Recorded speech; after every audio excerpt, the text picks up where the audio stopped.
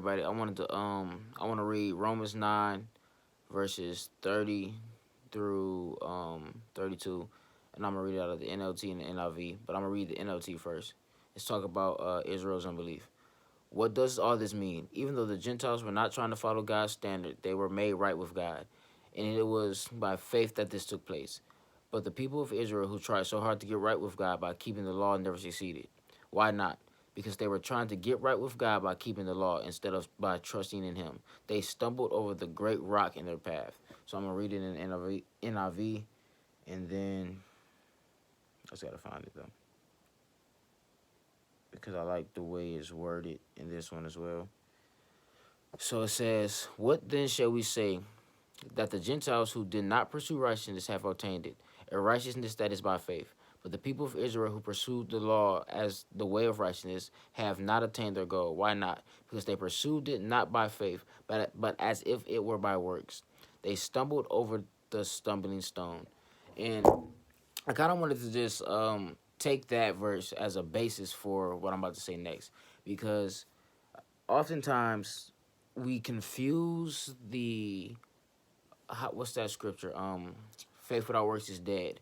But I want to talk about for a quick minute. I want to talk about positioning yourself for a blessing from God versus trying to make it come about by the work of your hands.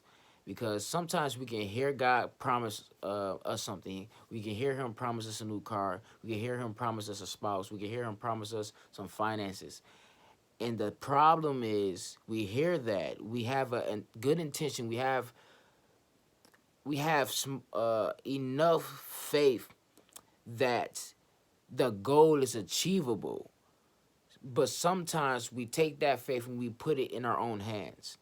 Sometimes we strip God's power out of the promise and we say we can do it ourselves.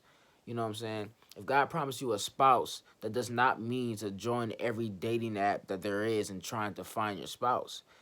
You know what I'm saying? If God gives you a promise, you cannot have in the same moment, you cannot say, well, I have to make it work myself or I'll never receive it.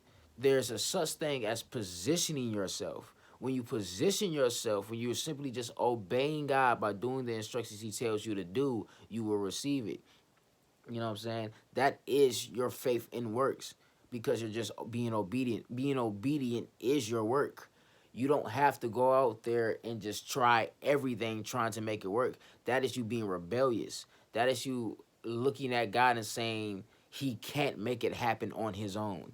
He can't make it happen by me simply obeying Him. That there must be something else. There must be a catch. That if He says you have a financial blessing on the way, that does not mean you go and you try to apply to every job that's available, because He didn't call you to every job that's available. He didn't call you to do all these things.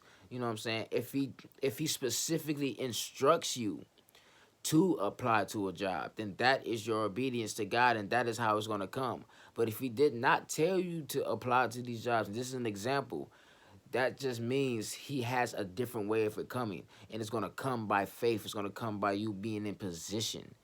Simply being obedient to God opens up doors. You're not going to have to run back and forth and drain yourself in order for the blessing to come. You're just going to have faith and trust what He said. All you have to do is fast and pray about it. Ask the Lord for instructions. Ask the Lord for the scripture. Ask the Lord for how He wants it done. Put your faith in Him that it shall come to pass. Don't sit there and say, God, I know You said this is going to happen, but because of how long it's taken, I'm going to put it in my own hands. That's when you become rebellious. That's when you become as if a person who does not fully believe that God can make it happen for you. That's when you believe that God won't open the door for you, so you try to open the door yourself.